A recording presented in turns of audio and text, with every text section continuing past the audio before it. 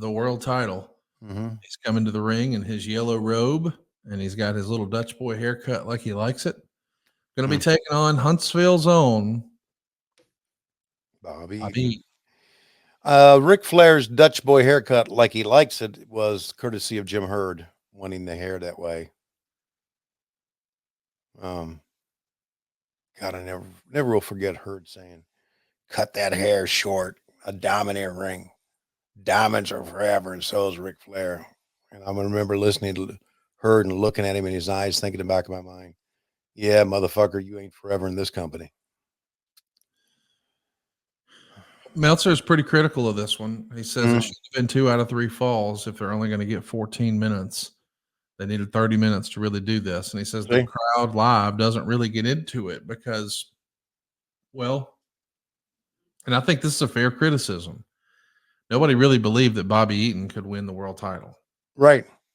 And even though Bobby's going to win the first fall, Meltzer would say that after that, his near falls, it looked like Flair was barely kicking out, and it still got shockingly little crowd response. Like in the Steiners match, it appeared exciting at home, but it didn't look exciting live. But it's more than that. To have such little interest, they've completely killed any aura of the title meaning anything, which is a major part of their problem in drawing fans to house shows, since the title match is the main event of the big shows. The title's been destroyed by having title matches that end with the champion never winning, but also never losing. It also says something about Flair, whose routine of constantly putting over his opponent, as unselfish as it sounds to some, seems to have caught up with him because he's no longer got the magic when he enters the ring. The match itself was stiff and solid and would have been dramatic if people cared about the title. Eaton won the first fall in 9 minutes and 45 seconds with a Billy Robinson backbreaker and a spinning neckbreaker and the Alabama Jam. They turned it on to open the second fall with Eaton on the top rope again. Flair shook the rope. Eaton lost his balance and landed knee first on the floor. He was counted out in 156. Eaton sold the knee during the third fall with Flair using the figure 4.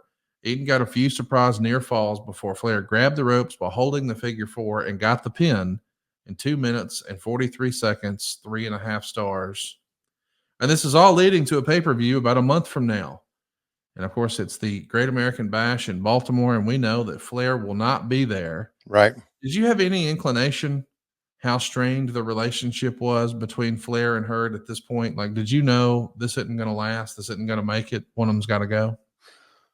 Yeah, I knew it was bad. I never thought Flair would leave and go to the WWF, but I knew it was really bad, and I knew it would have implications on our company moving forward.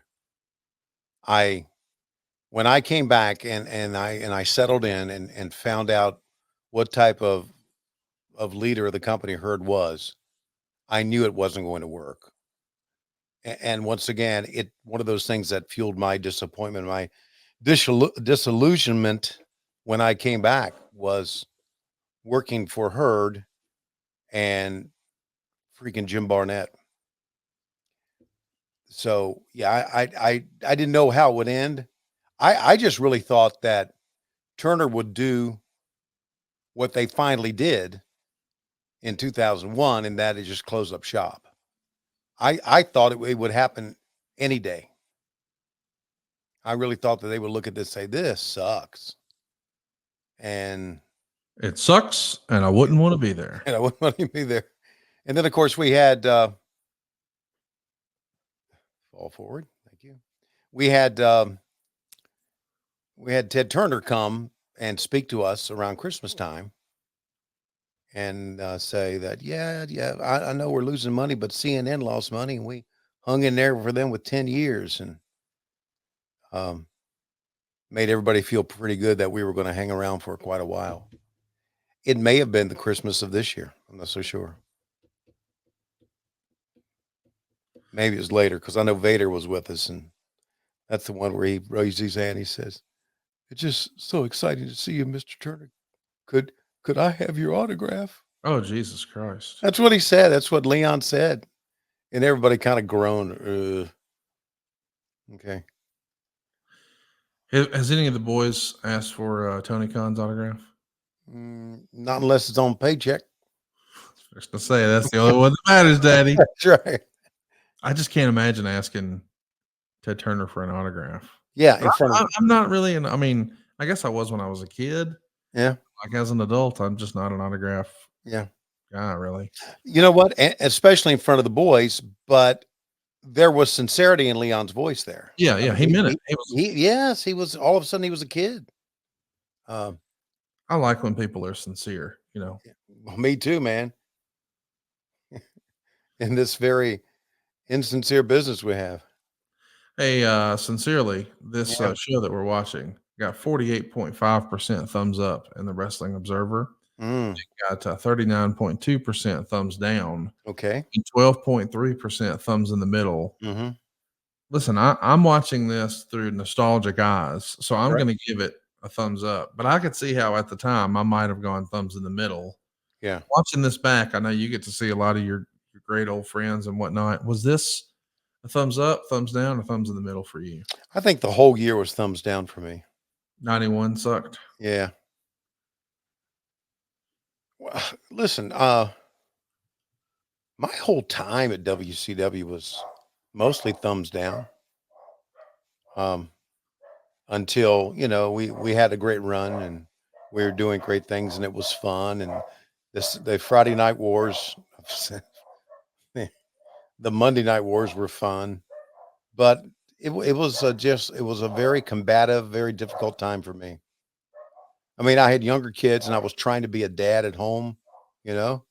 Look at grandma on the front row there. She's really into this. So's But Kevin Sullivan in the background. yeah, I know. There's Neil Pruitt, our stage manager. So anyway, The this following announcement has been paid for by Neil Pruitt. Hey, do you so wanna guess what the number 1 song in the land was when this i- aired? in 91, Yeah. uh, yes, I want to guess. Uh, You can guess it the was artist if you don't know the name of the song. Paula Abdul. You fucking nailed it. Did I really? Yeah. How did you do that? Did you look that up? No, I was getting my haircut yesterday and they had the Paula Abdul song playing in the background. And I was thinking, man, that's early 90s shit right there. So when you said, was it really Paula Abdul? Yeah, Rush, Rush. You nailed it. Wow. I So wouldn't have prior guessed. I wouldn't have guessed the song, but I guessed the artiste. underneath that was one of your favorites, "I Wanna Sex You Up" by Color Me Bad. Yeah. That's before you were weaned off. Yeah. More Than Words by Extreme was in number 3. Yeah. Number 4 was Michael Bolton's "Love Is a Wonderful Thing." Yeah. And number 5 is the only song I would listen to in 2024 on this list, Uh-huh. "Losing My Religion" by REM. Yeah. Yeah. Music really early 90s really sucked. It wasn't until the post grunge era that it wasn't until we started listening to hearing Collective Soul and uh, let's see, Third Eye Blind. What else? Matchbox 20.